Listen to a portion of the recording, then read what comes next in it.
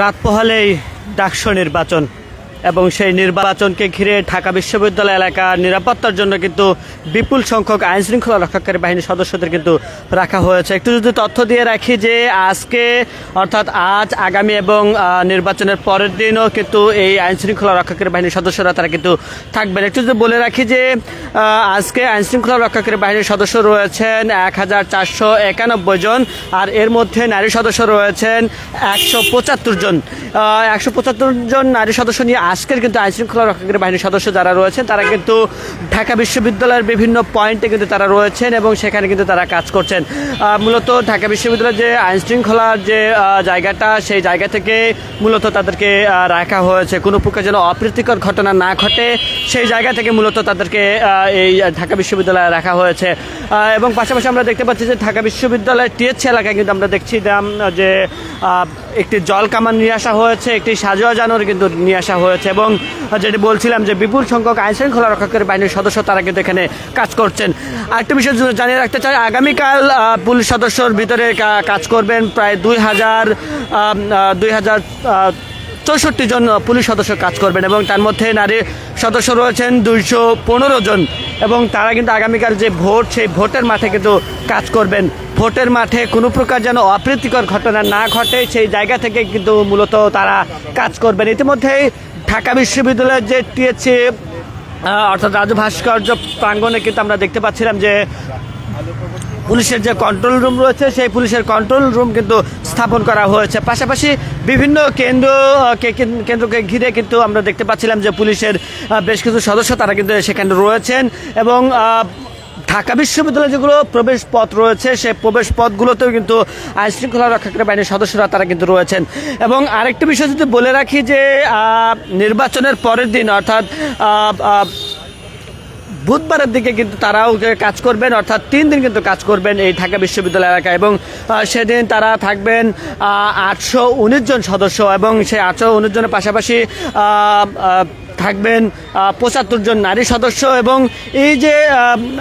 আইন শৃঙ্খলা রক্ষাকারী বাহিনীর সদস্য তাদের পাশাপাশি কিন্তু এই ঢাকা বিশ্ববিদ্যালয় এলাকায় কিন্তু রাখা হবে গোয়েন্দা পুলিশ, অর্থাৎ সাদা পোশাকে তারা থাকবেন এবং পাশাপাশি বোম ডিসপোজাল ইউনিট থাকবে, সোয়াট টিম থাকবে, ড্রোন ক্যামেরা থাকবেন এবং এই ড্রোন ক্যামেরা, সোয়াট টিম এবং বোম ডিসপোজাল ইউনিটের মাধ্যমে কিন্তু আগামীকালকের যে নির্বাচন, সেই নির্বাচনের যে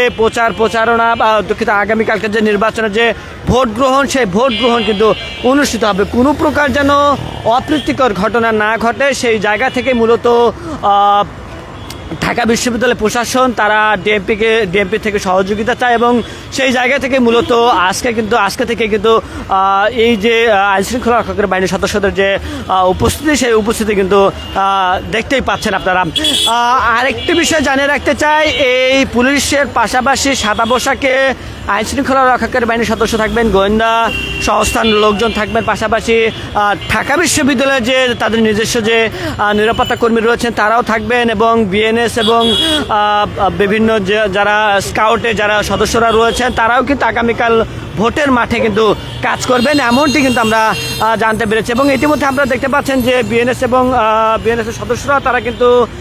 এই যে ভোট এলাকা রয়েছে অর্থাৎ ঢাকা বিশ্ববিদ্যালয় এলাকায় কিন্তু তারা ঘুরছেন এবং তারা পর্যবেক্ষণ করছেন এবং যেটি দেখানোর চেষ্টা করছিলাম যে সাজোয়া যান ইতিমধ্যে কিন্তু আমরা দেখতে পাচ্ছিলাম যে ঢাকা বিশ্ববিদ্যালয়ের টিএসসি এলাকা থেকে কিন্তু সেটি অন্যত্র নিয়ে যাওয়া হচ্ছে। আগামীকালকে যে ভোট, নানান আলোচনা সমালোচনা, নানান বিতর্কের পর আগামীকালকে কিন্তু এই যে ডাকসু নির্বাচন, সেই নির্বাচন কিন্তু অনুষ্ঠিত হতে যাচ্ছে এবং সেই নির্বাচনকে ঘিরে এই যে সাজোয়া যান, সেই সাজোয়া যান নিয়ে আসা হয়েছে জল কামান, এসব নিরাপত্তা মূলত আগামীকালকে ভোটের মাঠে কোনো প্রকার যেন অপ্রীতিকর ঘটনা না ঘটে সেই জায়গা থেকে মূলত এই যে সরঞ্জামাদি, সেই সরঞ্জামাদি কিন্তু নিয়ে আসা হয়েছে। দর্শক, আপনারা দেখছেন কালের কণ্ঠ, সাথে রয়েছে আমি আব্দুল হামিদ। এই মুহূর্তে আপনাদের ঢাকা বিশ্ববিদ্যালয়ের টিএসসি প্রাঙ্গণ, রাজু ভাস্কর্য প্রাঙ্গণ থেকে আপনাদেরকে সরাসরি যুক্ত করেছি।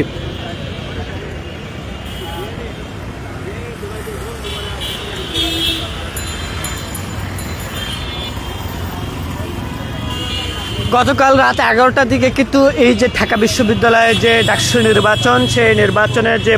প্রচারণা, সেই প্রচারণা কিন্তু শেষ হয়েছে এবং সেই প্রচারণা শেষ পর আমরা দেখতে পেয়েছি যে বিভিন্ন অভিযোগ নিয়ে বিভিন্ন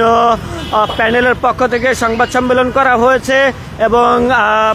ডিএমপির পক্ষ থেকে কিন্তু সংবাদ সম্মেলন করা হবে। তারা জানাবে আসলে এই ঢাকা বিশ্ববিদ্যালয়ে কেন তারা এসেছেন, কতজন পুলিশ সদস্য কাজ করবেন এবং কিভাবে তারা কাজ করবেন, সেই বিষয়গুলো কিন্তু তারা জানাবেন। এবং যেটা বলছিলাম যে নির্বাচনের যে প্রচারণা সেটি কিন্তু শেষ হয়েছে এবং প্রায় 13 দিন তারা কিন্তু এই যে ঢাকা বিশ্ববিদ্যালয় এলাকায় ভোটারদের মাঝে, ভোটারদের দ্বারে দ্বারে গিয়েছেন, প্রত্যেকজনের কাছে গিয়েছেন এবং গিয়ে কিন্তু তারা তাদের যে আশ্বাস, তাদের যে প্রতিশ্রুতি, সেই প্রতিশ্রুতিগুলো দিয়েছেন এবং সেই প্রতিশ্রুতি অনুসারে আসলে দেখা যাবে আগামীকালকে কার মনটি সবচেয়ে বেশি গলেছে এবং কার প্রতিশ্রুতি সাধারণ শিক্ষার্থীদের মাঝে কাজ করবে বলে তারা মনে করছে, সেটা কিন্তু আগামীকালকে জানা যাবে। এই মুহূর্তে আপনাদের দেখানোর চেষ্টা করছিলাম ঢাকা বিশ্ববিদ্যালয় এলাকায় যে আইন শৃঙ্খলা রক্ষাকারী বাহিনীর সদস্যদের যে মোতায়েন করা হয়েছে এবং রাজ্য ভাস্কর্য এলাকায় যে বুথ স্থাপন করা হয়েছে সেটিও কিন্তু আপনাদের দেখানোর চেষ্টা করছিলাম।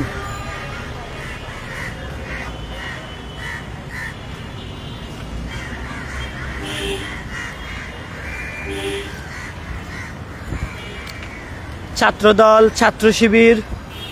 বামজোট, বাকসাস সহ অনেক প্রার্থী রয়েছেন, তারা তাদের প্যানেল দিয়েছেন এবং সেই প্যানেলের অনুযায়ী কিন্তু তারা ভোট করবেন। এবং আগামীকাল যদি বলে রাখি যে প্রায় 40,000 শিক্ষার্থী তারা কিন্তু এই যে ডাকসু নির্বাচন রয়েছে সেই নির্বাচনে ভোট দেবেন এবং এই ভোটাররা তারা 8টি কেন্দ্রে 810টি বুথে কিন্তু তারা ভোট দেবেন। পাশাপাশি যদি বলে রাখি যে ডাকসু এবারের নির্বাচনে 28টি পদের বিপরীতে 471 জন লড়বেন।